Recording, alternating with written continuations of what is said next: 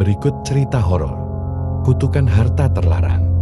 Menceritakan Pak Tarjo dan Bu Siti hidup dalam kemiskinan dan penderitaan. Hidupnya selalu dihina oleh warga sekitar. Setiap hari, hinaan itu membuat Pak Tarjo dan Bu Siti sakit hati. Merasa hidup mereka diinjak-injak.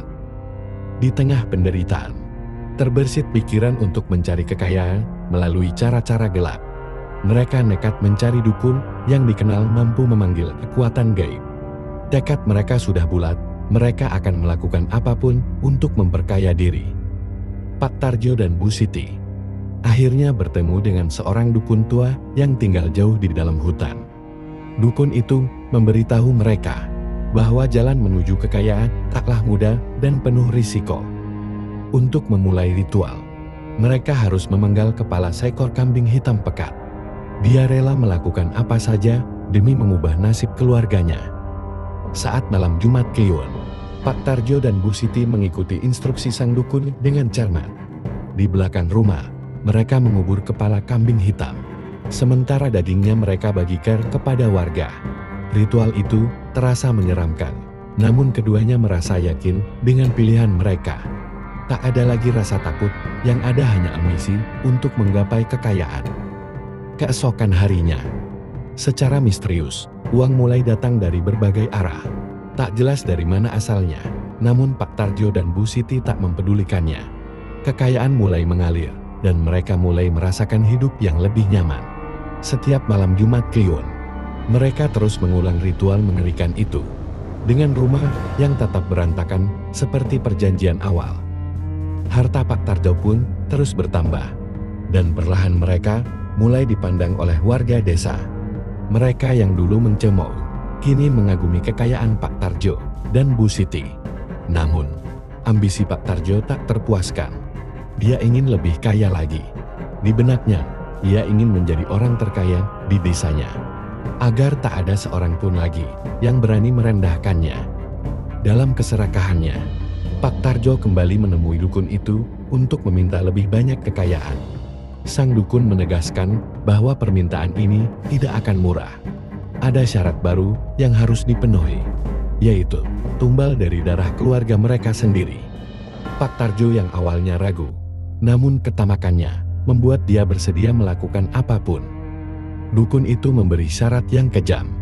Keturunan Pak Tarjo harus diserahkan sebagai tumbal ketika mencapai usia 10 tahun. Pak Tarjo buta akan kekayaan. Dengan segera menyetujui perjanjian tersebut, Bu Siti hanya bisa terdiam ketakutan, namun ia tak berani menentang keputusan suaminya. Hari-hari yang mereka lalui dipenuhi dengan kegelapan yang mereka bangun sendiri. Waktu berlalu begitu cepat, dan Pak Tarjo semakin tenggelam dalam harta yang ia kumpulkan dari perjanjian gaib itu. Warga desa yang dulu mencemuhnya kini penuh rasa iri. Namun, di balik kekayaan itu, ada ketakutan yang selalu mengintai setiap malam Jumat Kliwon. Mereka tahu, perjanjian itu akan menuntut tumbal ketika anak mereka beranjak dewasa. Pak Tarjo dan Bu Siti memiliki 2 anak yang tumbuh menjadi remaja. Setiap kali mereka melihat anak-anaknya, terselip rasa takut yang menghantui. Namun, keinginan untuk mempertahankan harta itu membuat mereka tetap diam. Pak Tarjo dan Bu Siti menjalani hidup dalam kecemasan akan nasib yang akan diterima buah hati mereka. Suatu malam, ketika anak tertua mereka mendekati usia 10 tahun, makhluk gaib yang menghuni perjanjian itu muncul dalam mimpi Pak Tarjo. Ia memperingatkan bahwa waktunya sudah hampir tiba, dan tumbal yang dijanjikan harus segera dipenuhi. Pak Tarjo terbangun dengan keringat dingin, namun ketamakannya menahan niatnya untuk membatalkan perjanjian. Pada malam Jumat Kliwon berikutnya, aura kelam menyelimuti rumah Pak Tarjo. Anak pertama mereka, yang mulai merasakan hal aneh, merasa ketakutan dan bercerita kepada Pak Tarjo. Pak Tarjo hanya mengelus kepala anaknya tanpa menjawab apa-apa. Bu Siti merasakan ketakutan yang makin besar, namun ia terlalu takut pada kekuatan gelap itu. Tepat di malam ulang tahun ke-10, anak pertama mereka, makhluk gaib itu muncul di hadapan Pak Tarjo dan Bu Siti. Makhluk itu menuntut janjinya memerintahkan mereka menyerahkan anak pertama mereka sebagai tumbal. Dengan hati penuh ketakutan dan penyesalan, Pak Tarjo mencoba mengelak. Namun perjanjian itu tak bisa dilanggar. Pak Tarjo hanya bisa menyaksikan makhluk itu mencengkeram anaknya yang berteriak histeris meminta pertolongan. Bu Siti menjerit, namun suara jeritanya seakan tenggelam di kegelapan malam. Anak mereka lenyap di hadapan mereka, menjadi tumbal pertama dalam perjanjian yang mereka sepakati sendiri. Di hatinya, Bu Siti merasa terluka, namun mereka tak bisa berbuat apa-apa. Sejak kematian anaknya, Pak Tarjo mulai merasa dihantui. Sosok anaknya kerap muncul di rumah, menangis dan merintih dengan tatapan yang penuh kebencian. Pak Tarjo mencoba mengabaikannya, namun bayangan anaknya terus mengikuti kemanapun dia pergi. Hatinya perlahan dipenuhi rasa takut dan penyesalan. Tak berselang lama, anak kedua mereka juga mendekati usia 10 tahun. Bu Siti tak mampu menahan ketakutannya lagi. Ia memohon pada Pak Tarjo untuk menghentikan perjanjian itu. Namun, Pak Tarjo sudah terlanjur terjebak dalam perjanjian yang tak bisa ia batalkan. Dia sadar, anak keduanya juga akan menjadi korban. Pada malam Jumat Kliwon berikutnya, makhluk gaib itu kembali datang untuk menagih tumbal. Anak kedua Pak Tarjo mencoba melarikan diri, namun kekuatan gelap itu menariknya kembali. Bu Siti histeris, memohon pada makhluk itu agar anaknya diampuni. Namun, semua sia-sia. Dengan dingin, makhluk itu menghabisi anak kedua mereka di depan mata Pak Tarjo dan Bu Siti. Saat anaknya lenyap dengan cara yang kejam, tangisan Bu Siti memenuhi rumah yang semakin terasa dingin dan gelap.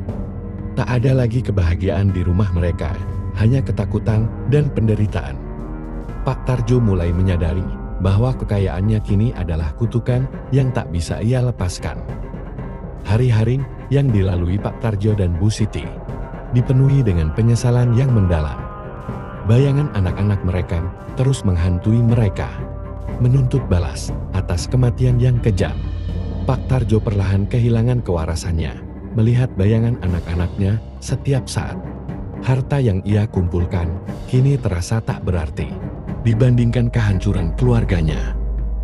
Pada suatu malam, Pak Tarjo melihat makhluk gaib itu muncul di hadapannya, membawa bayangan kedua anaknya. Mereka tampak tersenyum dingin, seolah memanggilnya untuk ikut bersama mereka. Ketakutan yang luar biasa membuat Pak Tarjo kehilangan akal sehat, hingga ia mulai meracau dan berbicara sendiri.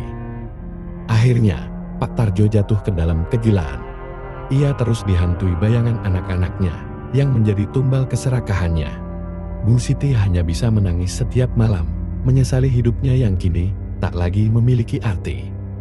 Rumah mereka kembali seperti dulu lagi, berantakan, kotor, dan penuh dengan kegelapan yang abadi.